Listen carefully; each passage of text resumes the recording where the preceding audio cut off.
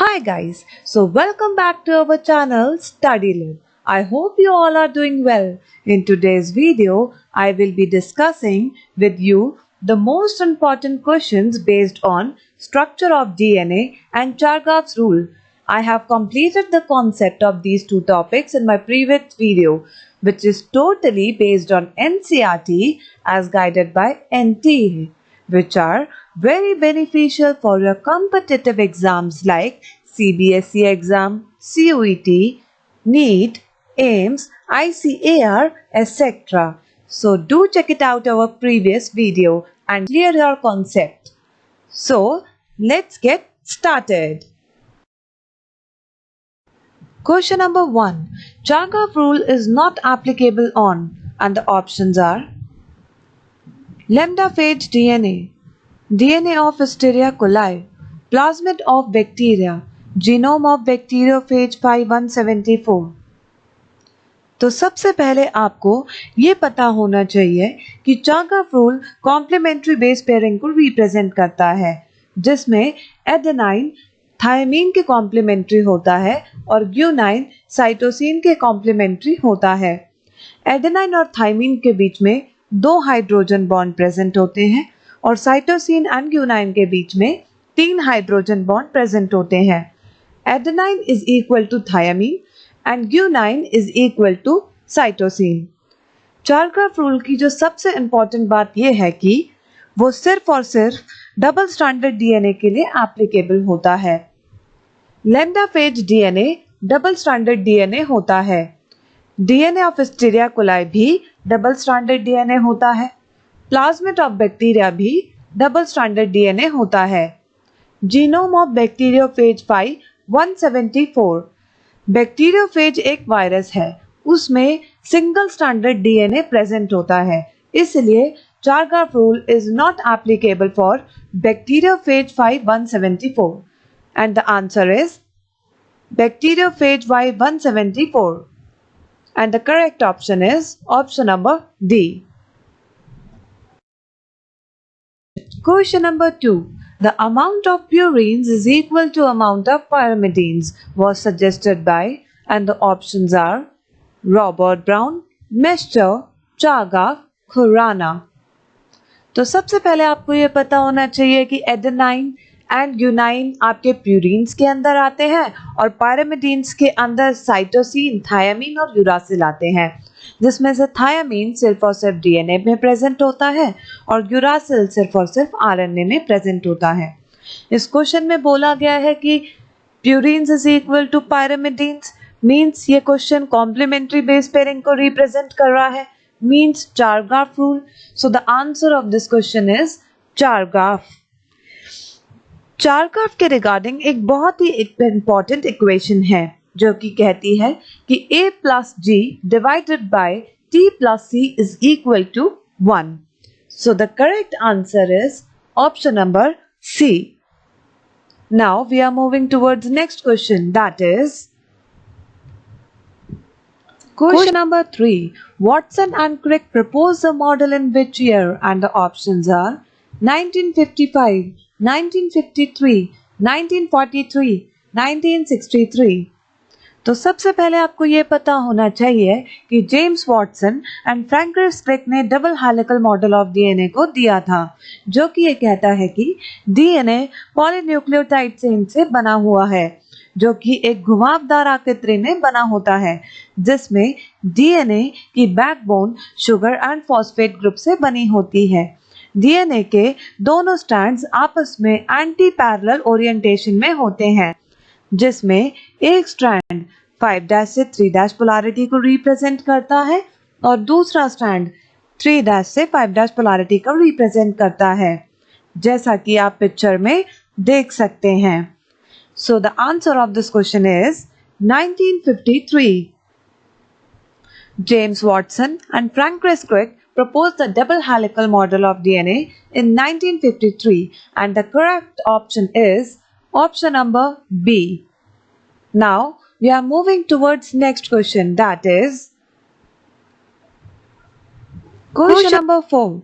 Thymine is also called, and the options are 5-methyl uracil, 3 methyl uracil, 4 methyl uracil, 2 methyl uracil। मैंने अपनी previous video में आपको clearly बताया था कि थायामीन को हम 5 methyl uracil भी कहते हैं। So the answer of this question is 5 methyl uracil and you can see in the picture also. जब हम यूरासिल में मिथाइल ग्रुप को ऐड कर देंगे तो वो थायामीन कहलाता है and the correct option is option number A. Now we are moving towards next, that is question number 5। There is no DNA in an enucleated ovum, mature RBCs or mature spermatozoa, hair roots। तो सबसे पहले आपको ये बात ध्यान रखनी है कि डीएनए मैच्योर आरबीसीज में प्रेजेंट नहीं होता है। मैच्योर आरबीसीज को हम एरिथ्रोसाइट्स भी कहते हैं। So the answer of this question is mature RBCs. As you can see in the picture, RBCs biconcave shapes की होती है। So the correct option is option number B. Now we are moving towards next question, that is question number 6. In ribosomes that act as catalyst or ribozymes is, and the options are 40S rRNA, 50S rRNA, 70S rRNA, 23S rRNA। तो मैंने आपको previous video में बताया था कि ribosomes with catalytic activity को हम ribozymes कहते हैं और राइबोजाइम्स 23S RNA को रिप्रेजेंट करते हैं। तो correct answer of this question is 23S RNA and the correct option is option number D. Now the next question is question number 7।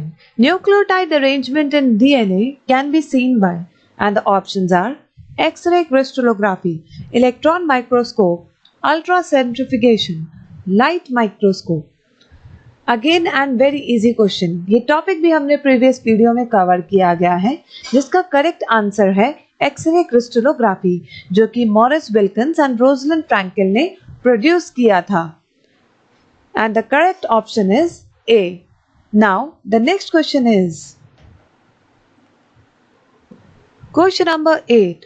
1 ton of helix in bDNA is approximately, and the options are 3.4 nanometer, 2 nanometer, 20 nanometer, 0.34 nanometer। BDNA सबसे common form of DNA होता है। हमारे nature में काफी सारे DNA exist करते हैं, जैसे कि ADNA, BDNA, CDNA, ZDNA, जिसमें से जो सबसे कॉमनली पाया जाता है वो BDNA होता है। हमारे अंदर भी BDNA ही प्रेजेंट होता है। So the correct answer of this question is 3.4 nanometer। ये हमने प्रीवियस वीडियो में भी कवर किया है and the correct option is option number A। Now we are moving towards next question, that is question number 9। The haploid content of human DNA is, and the options are 3.3 into 10 की raised power 9 base pair, 3.3 into 10 की raised power k base pair, 4.6 into 10 की raised power 6 base pair, 48502 base pair। मैंने आपको length of the DNA पढ़ाया था, जिसमें मैंने most important length of the DNA बताए थे, जो कि ऑर्गेनिज्म टू ऑर्गेनिज्म वेरी करते हैं। अगर आपने मेरी प्रीवियस वीडियो देखी है तो बहुत आसानी से आप इस क्वेश्चन का आंसर दे सकते हैं, और इसका आंसर है 3.3 into 10 की raised power 9 base pair, and the correct option is option number A। Now we are moving towards next question, that is question number 10। The part of DNA molecules that vary among DNA molecules is, and the option are phosphate molecules, nitrogen base, sugar molecules, all of these। तो question में पूछा गया है कि कौन सा part of DNA molecule है जो कि वैरी करता है from DNA molecules to DNA molecule.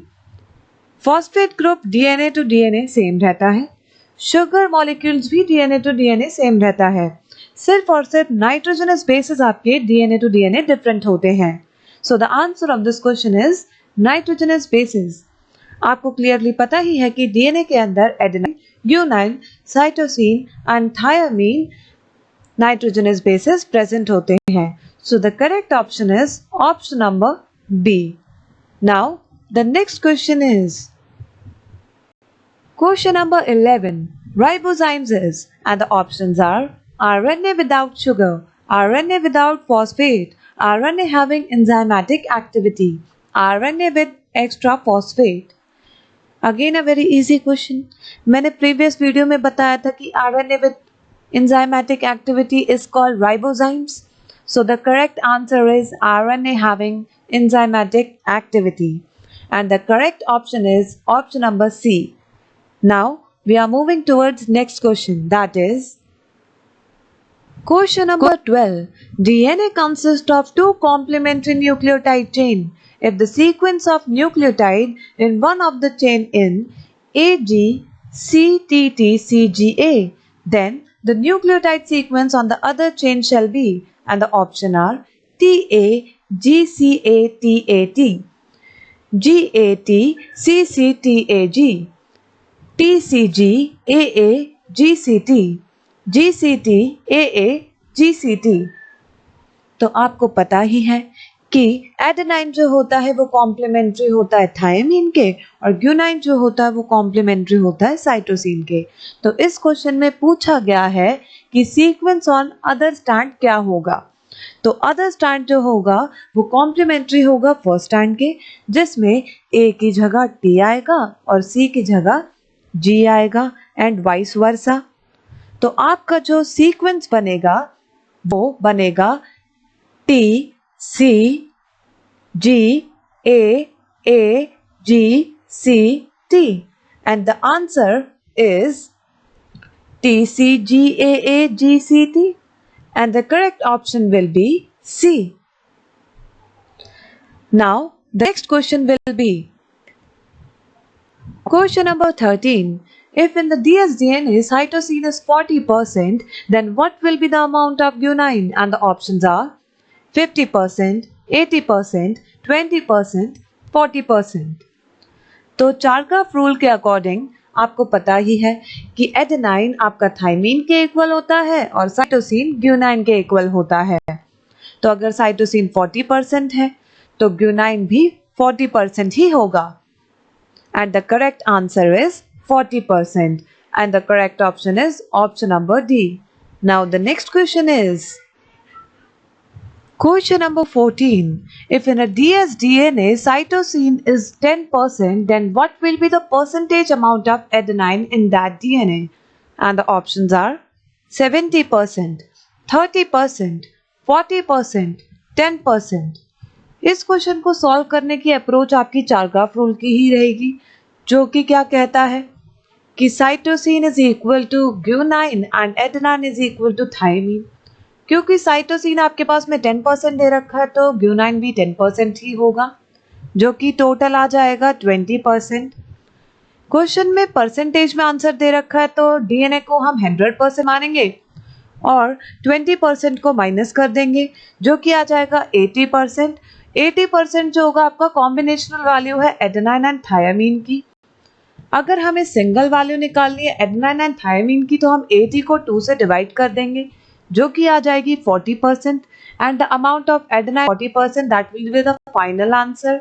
And the correct option will be option number C. Now we are moving towards next question, that is question number 15. If in a double-stranded DNA, total 100 base pairs are present. Out of these, 40 nucleotides having G, find out that how many nucleotides are having A and C. Which base pairs is maximum in this DNA? Question में 100 base pairs दे रखा है, क्योंकि आपका जो DNA है वो nucleotides को represent करता है.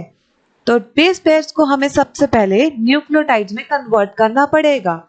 दो बेस पेयर के बीच में जो डिस्टेंस होता है वो 0.34 नैनोमीटर का होता है, इसलिए हमने 2 into 100 बेस पेयर किया है, जो कि हमारे पास में देता है 200 न्यूक्लियोटाइड्स.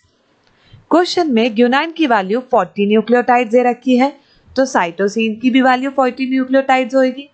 एंड इनका जो टोटल आएगा वो 80 आएगा। टोटल अमाउंट ऑफ डीएनए जो है वो 200 न्यूक्लियोटाइड है। तो total amount of DNA minus combinational value of cytosine and guanine जो कि 200 माइनस 80 आ जाएगा, जो कि हमें एडेनाइन एंड थायमीन की कॉम्बिनेशनल वैल्यू देगी। अगर हमें सिंगली एडेनाइन एंड थायमीन की वैल्यू निकालनी है तो हमें क्या करना पड़ेगा, 2 से डिवाइड करना पड़ेगा 120 को, जो कि 60 देगा। तो एडेनाइन के पास में कितने हैं, 60 न्यूक्लियोटाइड्स हैं, और क्योंकि क्वेश्चन में ग्यूनाइन दे रखा है तो साइटोसिन के पास में 40 न्यूक्लियोटाइड्स हैं। अब क्वेश्चन में बोला है which base pairs is maximum in this DNA, क्योंकि 60 base pair of adenine and thymine है और 40 base pairs of cytosine and guanine है, तो मैक्सिमम आपका एडेनाइन का आ जाएगा। And the question is solved. Now we are moving towards next question, that is question number 16. The number of pairs of hydrogen bonds in the DNA molecule of 150 base pairs having 60-80 pairs would be. And the options are 300, 150, 390, 490. Now to calculate this answer, Chargaff rule is applied. क्योंकि हमारे पास में question में 150 base pairs दे रखे हैं तो A is equal to T, तो A और T के 60 बेस पेयर्स हैं दोनों के, तो 150 टोटल है तो 60 को माइनस कर देंगे, रिमेनिंग आपका C एंड G का आ जाएगा, तो 90 बेस पेयर्स होंगे साइटोसिन एंड ग्यूनाइन के। क्योंकि एडेनाइन एंड थायमीन के बीच में 2 हाइड्रोजन बॉन्ड प्रेजेंट होते हैं, जो कि आपके पास में आ जाएगा 2 into 60, because 60 base pairs of adenine and guanine, तो 2 into 60 that is 120 hydrogen bond between adenine and thymine, और साइटोसिन एंड ग्यूनाइन के बीच में 3 हाइड्रोजन बॉन्ड प्रेजेंट होते हैं, और बेस पेयर कितने हैं साइटोसिन एंड ग्यूनाइन के, 90, तो 90 into 3 जो कि आ जाएगा 270 hydrogen bonds. And the total hydrogen bond निकालने के लिए बोला है क्वेश्चन में, तो हमारे पास में टोटल हाइड्रोजन बॉन्ड कितने आ जाएंगे, 120 प्लस 20 जो कि आ जाएगा आपके पास में 390. So the correct option will be option number C. Now we are moving towards next question, that is question number 17. If there are 120 adenine molecules in bDNA double helical structure showing 20 coils, what is the number of pyrimidine nucleotide forming 3 hydrogen bonds in it? And the options are 80, 100, 120, 140. Previous question जैसा ही है, बस इसमें क्या पूछ रखा है, 3 hydrogen bonds, वहां पर क्या पूछ रखा था, total number of hydrogen bonds. इस क्वेश्चन में हमें निकालना है कि 3 हाइड्रोजन बॉन्ड्स किसके साथ में अटैच होते हैं, और बोला है नंबर ऑफ पायरिमिडीन न्यूक्लियोटाइड्स। देखो 3 हाइड्रोजन बॉन्ड्स जो होते हैं वो साइटोसिन एंड ग्यूनाइन के बीच में ही होते हैं। पायरिमिडीन में ग्यूनाइन तो आता नहीं है क्योंकि वो प्यूरिन का पार्ट है, और पायरिमिडीन में आता है साइटोसिन, तो मतलब हमें साइटोसिन की वैल्यू निकालनी है यहाँ पर। एंड द आंसर कैसे कैलकुलेट करेंगे, देखो 20 टर्न्स है, 200 पेयर ऑफ न्यूक्लियोटाइड्स होंगे, हमारे पास में 120 एडेनाइन दे रखा है, तो हमारे पास में कितने होंगे, 120 पेयर्स होंगे A एंड T के। A एंड T के बीच में तो भाई डबल बॉन्ड होता है, तो 200 pairs minus 120 is equal to remaining 3 hydrogen bond, तो 80 will be the answer. Pyrimidine cytosine, तो 80 will be the answer, and the correct option is 80. Now we are moving towards next question, that is number 18. Our double-stranded DNA has 40 nucleotide A, T, G, C. All are 10 in number. What is the length of dsDNA strand? And the options are 34A, 68A, 102A, 40A. Now to calculate the answer, क्या approach रहेगी, आपके पास में बोल रखा है A, T, C, G, all are 10 in number. 10 in number है मतलब हर एक इंडिविजुअल 10 in number है, तो A एंड T का टोटल 20 बेस पेयर आ जाएगा और T एंड C का टोटल 20 बेस पेयर आ जाएगा। क्योंकि 10 बेस पेयर्स जो लेंथ होता है 10 बेस पेयर्स के बीच में वो 34 एंगस्ट्रॉम का होता है। तो 20 बेस पेयर के बीच में कितना लेंथ हो जाएगा? 2 into 34. तो 68 angstrom will be the correct answer and the correct option will be option number B. Now we are moving towards the next question, that is question number 19. If in a double-stranded DNA, total 200 nucleotides are present. Out of these, 60 are having cytosine. How many of these nucleotides have adenine? Question same ही है, previous approach पर ही based है। तो अब options देख लेंगे 60, 40, 80, 120। तो answer कैसे निकलेगा? क्योंकि 200 न्यूक्लियोटाइड्स दे रखे हैं तो कोई कन्वर्जन करने की जरूरत ही नहीं है, पूरा डीएनए की ही यूनिट दे रखी है। अब क्या कर लेंगे, साइटोसिन दे रखा है तो ग्यूनाइन एंड साइटोसिन सेम है, टोटल निकाल देंगे 120, 200 से माइनस कर देंगे जो कि आपकी वैल्यू आ जाएगी एडेनाइन एंड थाइमिन की 80। अब इंडिविजुअली निकालने के लिए 2 से डिवाइड कर देंगे तो एडेनाइन की वैल्यू आ जाएगी 40 and option B will be the correct option. Now next question will be question number 20. If in single stranded DNA thymine is 30%, then what will be the percentage amount of guanine in the DNA? And the options are 10%, 20%, 30%, none of the above. अब देखो, ये question calculate करने का है ही नहीं, ये question है आपका कॉन्सेप्चुअल क्लैरिटी का। क्योंकि मैंने आपको बताया है कि चारग्राफ रूल सिर्फ और सिर्फ डबल स्टैंडर्ड डीएनए के लिए एग्जिस्ट करता है, सिंगल स्टैंडर्ड डीएनए के लिए एप्लीकेबल नहीं होता है। और क्वेश्चन में लिख रखा है सिंगल स्टैंडर्ड डीएनए, तो आपका जो आंसर होगा वो नन ऑफ द अबव होगा, क्योंकि सिंगल स्टैंडर्ड डीएनए का जिक्र किया गया है and the correct option will be option number D. That's all for today's video. I hope you find our video helpful. Thank you for joining. Next class में हम packaging of DNA को complete करेंगे. Till then, stay tuned. Support us by like, share, and subscribe our channel for more study-related videos. All the very best for your future, guys. Jai Hind, Jai Bharat.